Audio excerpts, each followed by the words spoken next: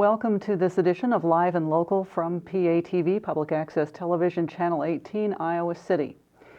I'm Holly Hart, a local fanatic. I call myself a local activist and engaged citizen. And with me this afternoon is David Cobb. He is also, first and foremost, an engaged citizen. He is a lawyer. He has lobbied elected officials. He's run for elected office, Attorney General of Texas and President of the United States. And currently he is one of the co-founders and chief speakers of the organization Move to Amend, and is stopping in Iowa City as part of his Move to Amend 2014 Spring Barnstorming Tour. Move to Amend is a national organization that has been working toward a constitutional amendment to abolish the legal but fictitious doctrine, or fictitious but legal doctrine, of corporate personhood. This kind of broke onto the national consciousness, I think, in 2010 with the infamous Citizens United ruling of the Supreme Court, and more recently, the McCutcheon ruling, if people know what those refer to. And essentially, Move to Amend wants to address this issue with a constitutional amendment that would declare that corporations are not persons and money is not speech. So David, I want to thank you for coming here, and if I would like to, before you even get to this issue, I'm interested in your background because you have an interesting background as a lawyer and someone who has done a lot of research on corporations, law, and democracy. Well, thank you so much, Holly. It's really my pleasure to be here, because I want to start this conversation by acknowledging that we're able to have a conversation like this because we're on public access community television. The reality is that this important issue is not being discussed in the corporate media precisely because it is corporate media. That only if you have access to advertising and only if you have enough power and wealth can you even have these kinds of conversations. So the very fact that we're having this conversation, let's just acknowledge the importance of community media, people's media. And that leads me into my own background. You see, I grew up in a small shrimping village called San Leon, Texas. I'm not patting myself on the back for this, but I will tell you, Holly, I grew up in rural poverty. I grew up in a house without a flush toilet. And I say that not so you'll feel sorry for me or viewers will feel sorry for me, but so that I can just express to you my lived experience was that, hey, my mama and daddy worked hard. We play by the rules, but somehow I recognized the economic system wasn't fair. And so as a result of that, I was committed to working hard. I had really good family values, but I also recognized that we needed a fair system. And so it was from that upbringing. I worked in construction for several years after high school, then realized that construction work, although it's a good, noble profession, that it could make a young man old faster than I wanted to, and I really wanted to do more. So I put myself through law school, and I'm proud to say I put myself through undergraduate school, put myself through law school, worked all the way through, waiting tables, working construction jobs, and so forth. And at the end of the day, here's the thing, Holly. I realized that through the practice of law, even though I might be able to get a little individual justice from an individual client in the right circumstance, that the problem was the legal system and, as you correctly described, legal doctrines that are actually preventing justice from being done on a systemic level. So that understanding and knowledge then led me into participating and working with a group called the Program on Corporations, Law, and Democracy. Holly, 15 years ago at the Program on Law and Democracy, we were talking about the dangers of corporate constitutional rights and money and speech. So it's true, as you say, that the Citizens United versus Federal Election Commission burst corporate constitutional rights onto the scene for many people. I say with humility, some of us have been like voices in the wilderness on this for about 15 years. You know, you and I have known each other for a minute. That's right. And I've been talking about this since we've known each other for a decade now. That's right, yes. And I had hoped you had mentioned that because this was something that you know a great deal about. I noticed that after the 2010 Citizens United Supreme Court ruling, there was a lot of talk about the need to have some kind of legislation in Congress and eventually the need for a constitutional amendment and then the content of the amendment. And it seems to have developed that people are now coming around to the view that you and Move to Amend are espousing. What is specific? Can you talk a little bit about the language of the amendment, what you're trying to do with it? Yes, and thank you for that, Holly, because I do want to underscore how incredibly important it is for folks to recognize that legislation alone cannot solve the problem of either corporate rule or money in elections. Let's just be clear about this. The Supreme Court has created two illegitimate doctrines. First, the idea that a corporation must be treated as if it's a person with inherent and inalienable constitutional rights, also known sometimes as corporate personhood. Holly, when a corporation is a person under law, it means that, or has constitutional rights under law, it means that corporate lawyers can try and successfully do overturn environmental protection laws, worker safety laws, public health laws, environmental protection laws, and campaign finance laws. The other doctrine is the idea of money equals speech. That, also illegitimate, also created by the courts, has actually made it virtually impossible to have meaningful campaign finance laws.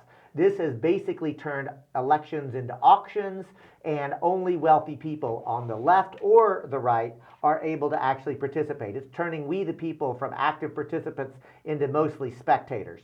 So those two doctrines must be addressed. And Holly, the reason that it cannot be addressed by merely legislation is because the court has basically said legislation is ineffective. We will overturn any legislation that you, the people, at the local, county, state, or federal level pass. So we believe in using legislation where and when appropriate, but for the issue of corporate constitutional rights and money as speech, the court has forced us to do a constitutional amendment. Now, the move to amend language is the only proposal that does both of those things in one amendment. That is, we abolish in its entirety the illegitimate idea that any artificial entity can claim constitutional rights. And I want to be clear about this, friends. Any artificial entity. Move to Amend is very proud to tell you that neither corporations, nonprofit corporations, unions, or any other artificial entity have inherent and alienable constitutional rights. All of those organizations and entities, both unions, nonprofits, and for-profits, have meaningful, important roles to play in our society, but they do not have constitutional rights inherent in their existence. They do not have a constitutional right to give money in elections. So that is the reason that it's so important for us at Move to Amend that we address this with a constitutional amendment whose language is clear and unequivocal. And I will urge viewers, simply go to the website, movetoamend.org. You will see our proposed amendment that's already in Congress. It's very simple and straightforward and abolishes corporate constitutional rights and money as speech. Now, there is a bill that's been introduced into Congress that Move to Amend approves of. Can you talk a little bit about that? Would you improve upon that, or is that something that you think? No, as a matter of fact, I am very proud to tell you that proposed amendment that has been introduced by two representatives actually, are actually now in Congress right now. They're called the We the People Amendment. And Holly, I'm happy to tell you that actually got introduced when? February 14th of this year. So we laughingly call it the Valentine's Day gift to the American people to give our democracy back to us. And you know what's really exciting about that, Holly, is that proposed amendment. See, Move to Amend did not run to Congress trying to get help. Why? Frankly, because we think we need to build a movement that is broad, deep, cross-party lines, that is demanding that we, the people, are coming together to force Congress to relate and react to us. We're not going begging them, which is the way normally people are used to approaching it. So the fact that we've done this is a function of the fact that two representatives, Mark Pocan from Madison, Wisconsin, and Jim Swiderski of Duluth, Minnesota, both came to us and asked if we would work with them. And imagine how different that is, Holly. Think about that. We didn't go to them, congressional representatives coming to us for help. That's the sign of a movement that's really getting its legs on the ground. So the We the People Amendment is already in Congress now. We're looking for co-sponsors. But the more important thing that we're doing is traveling the country, having conversations like this with you, ordinary Iowans, and encouraging you, inviting you, challenging you to get involved in the single movement of our time. The reality is, friends, that if we don't get a handle on corporate constitutional rights and the flood of money in elections, we the people are losing control of the democratic republic that we are promised as children. And I want to point out, Holly, that by talking about it as the doctrines of corporate constitutional rights and money as speech, this provides us the opportunity to work very closely with principled liberals, principled conservatives, moderates, independents, Democrats, Republicans, Greens, Libertarians, independents alike. Everybody can work on this because it's not an issue. It's a principle. The very principle of how our government is supposed to work. You see, there's going to be disagreement on policy issues, and that's as it should be.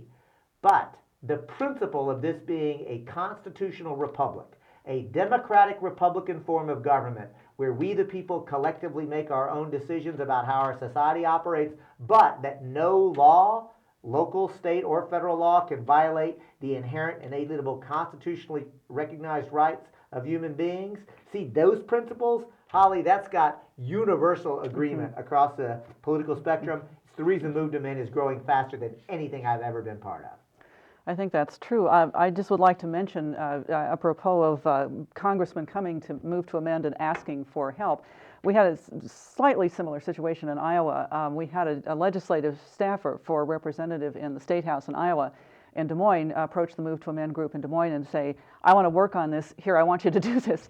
And so there is a bill, it has not been introduced, but there is a bill, Representative Jeff Danielson, or no, Senator Jeff Danielson, sponsoring in the Senate, and I believe Chuck Eisenhart in the House. And our local representatives, Masher, Lensing, Dvorsky, Bolcom, and Jacoby, I believe are all on board with this. It was not introduced this session because it was believed that it would not get through the House. It would get through the Senate, which I think is remarkable. The Senate would approve, and most of the House, but not enough to get it through. Also, apparently, Iowa City's own Mary Masher had introduced her own bill years ago. And I don't know anything more about it, but it tells you that our legislators are very interested in this as well, and they're looking for us citizens to help push that envelope a little bit. You know, I'm glad to hear that, and I got to tell you that this is incredibly exciting to me, and especially the fact that it's happening in Iowa. I just want to take a moment to acknowledge, you know, I'm originally from Texas. I live in California now. I travel the country. I'm on the road about a half to two-thirds of my life. We're spending a lot of time in Iowa now because we know that y'all are inundated with presidential candidates, right? It's not news to anybody watching live and local. So the point is, friends, we're going to actually be building a network of people to allow you, Iowans, to put presidential candidates on the spot in a respectful way to make sure that we drive corporate constitutional rights and money as speech into the political discussion in this presidential election cycle. Move to Amend is going to be working very closely with the American Friends Service Committee, also known as the Quakers, to build that kind of network. I know, Holly, you have expressed interest in helping to do that. So if you are interested in a quick training on how to actually engage in this kind of bird dogging campaign, especially talking points on corporate constitutional rights and money as speech, go to the website www.movetoamend.org.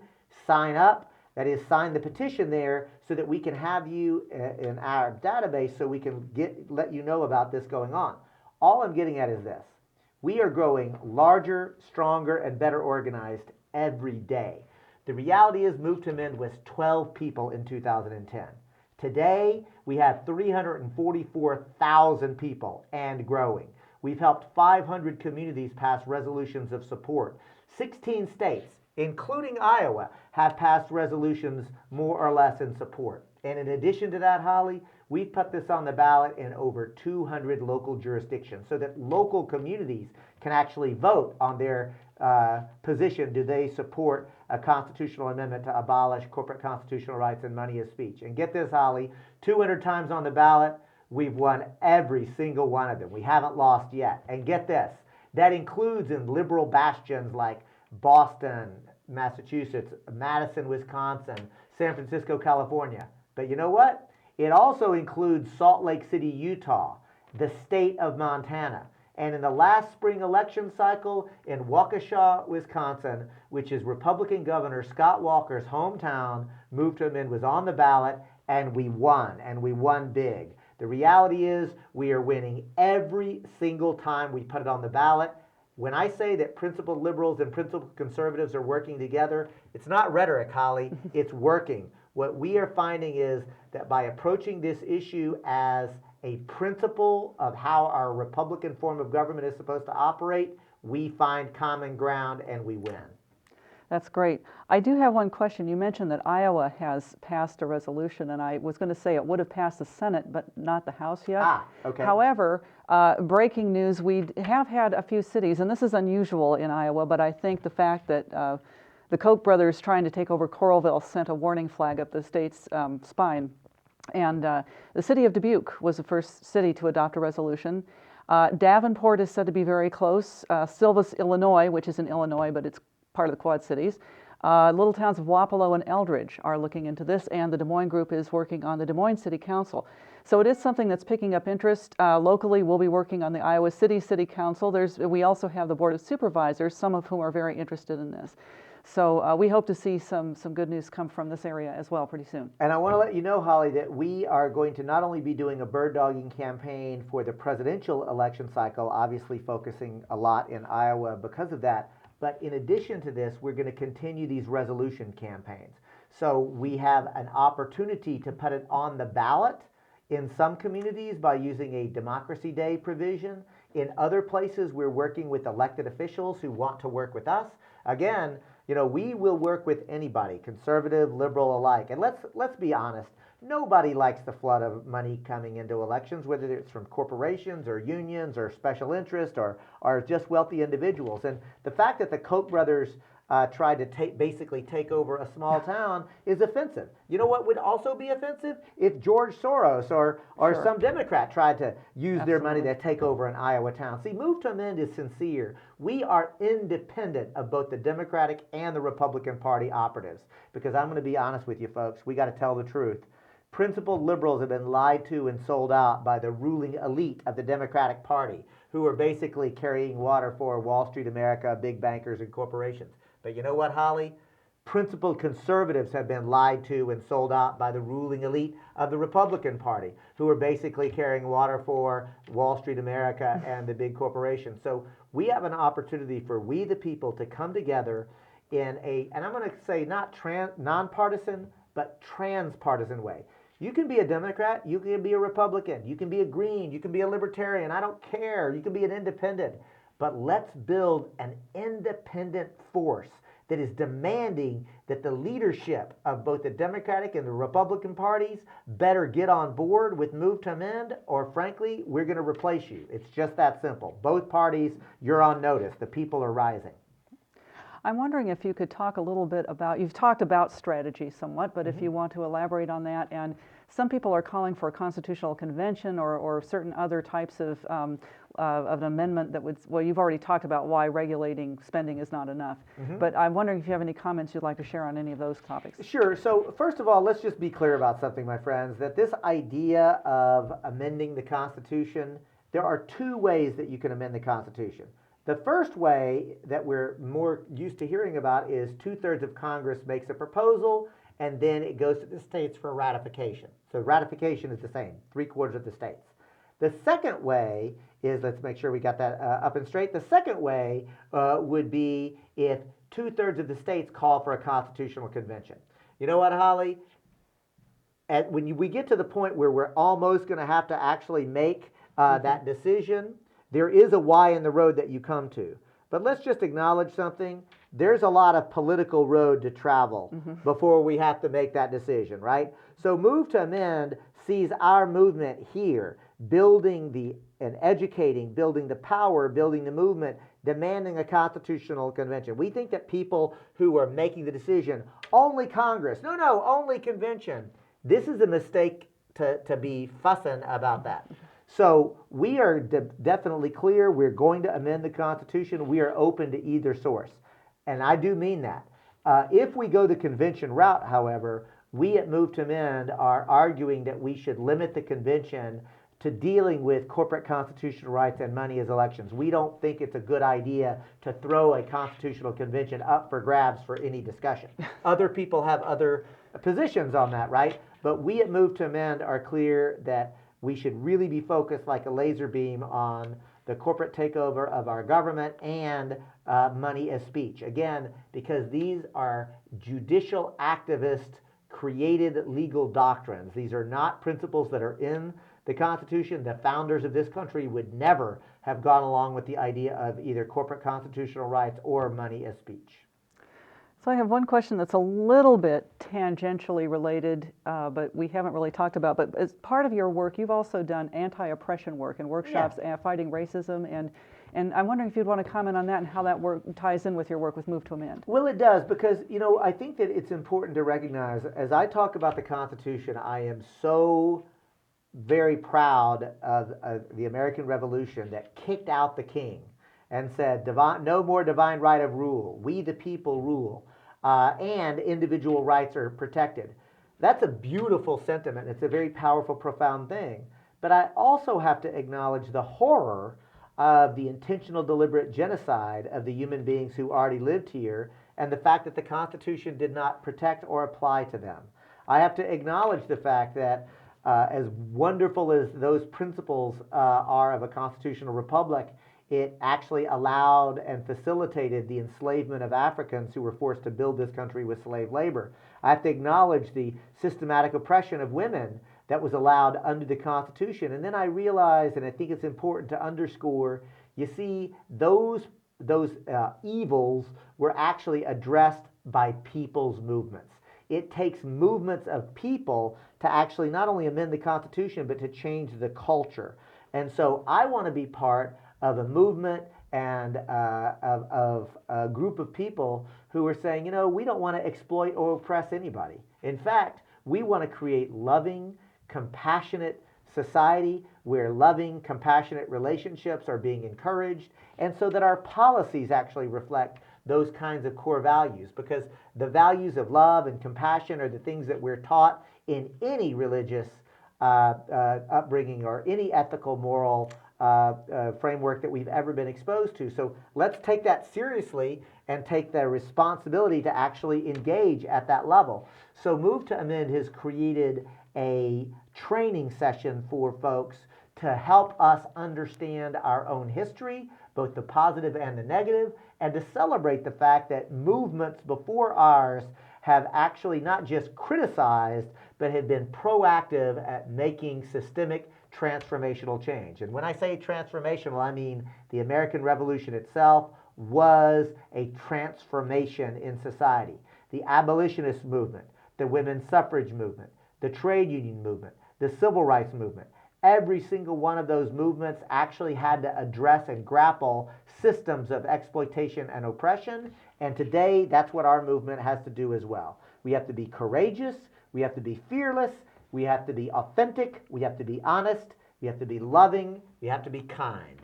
And that's the way that Move to Amend is approaching. And if this is actually exciting to you, we welcome you to check us out online at www.movetoamend.org or give us a call at 707-269-0984. We would love to be in touch with you. Great. And if we have a little more time, do we have more time? Okay. I'm curious, you mentioned transformation. I'd like to know how you envision this. What do you think could be the result of this? Say this constitutional amendment is enacted, and what kind of changes do you think will happen? What would you like to see? Well, first of all, I want to be clear about something. We think the Constitution is going to be amended. Frankly, it's been amended 27 times. It's going to be amended a 28th time, and we are quite confident that it's going to be the We the People amendment proposed by Move to Amend. And equally importantly then is to ask, well, then what happens? Well, first of all, one thing that happens, corporations continue to exist. We believe that business and commerce is facilitated very well through the corporate form, so we're not anti-corporation. We're not pro-corporation either, because a corporation is just an instrument. It's a tool. The incorporation process will continue, and it should continue. What will end is the ability for wealthy corporate lawyers to go into court and overturn democratically enacted laws, especially at the local level, friends, because let's be clear about this. At the local level is where more often than not we have the most political power, and it's something that I really remind people that principled conservatives who talk about local control over local decision making, when you let corporate lawyers overturn local decision making, that strikes at the very heart of the conservative principle of local control. So we know that when we successfully amend the Constitution, we're going to be putting a lot more power into local communities' hands. And we know that we're going to put the business of campaign finance into local hands for local elections, into county hands at county elections, and into state legislatures' hands where it belongs for state elections. Because, you know, Holly, before the court illegitimately created the idea that money is the same thing as political speech in the infamous Buckley versus Vallejo decision, that was in 1976, by the way. Before that, it was a felony in most states to violate campaign finance laws, and it was a felony in many states for corporate money to even be used to influence elections. So all I'm saying is we will return ourselves to the founders' original intent about how money should be actually treated and how we should protect the integrity of the electoral process, which means that we return campaign finance to a political question. Because you see, if it's anything is a political question, it means we, the people, should be actively engaged in participating in that decision. It means that we, the people, will be able to actually be active participants. When the court illegitimately turns a political question into a constitutional question, they turn we, the people, from active participants into mere spectators where they tell us what we're allowed to do. So what's going to change is the ability for we, the people, to actually control politically, democratically, how our society is operating, how these powerful corporations are organized. It will return the power of campaign finance to the people themselves. And lastly, it will actually return the principle of the democratic republican form of government imagined by the founders to its proper role. Because these are political questions, not legal constitutional questions. And I want to add this. You know, the founders' genius idea of we the people govern ourselves and people having individual rights, that was genius. The horror was to say that the indigenous were not people with rights and that Africans were not people with rights and that women were not people with rights. Well, we can correct that. Let's say all people are people with rights and corporations and nonprofit corporations are not people with inherent and inalienable rights. They are entities that are created through the political process. They have legal privileges, not constitutional rights. And that change is coming. Thank you. So once again, it's www.movetoamend.org. If you'd like more information, they've got tons of great documentation, history, materials on their website. And also you can sign up if you're interested in getting involved with us here. Again, movetoamend.org. David Cobb, a lawyer, chief speaker for one of the chief speakers for Move to Amend on his spring barnstorming here, coming here through Iowa City. Thank you very much for being part of Live and Local. This is Public Access Television, PATV, Iowa City, Channel 18.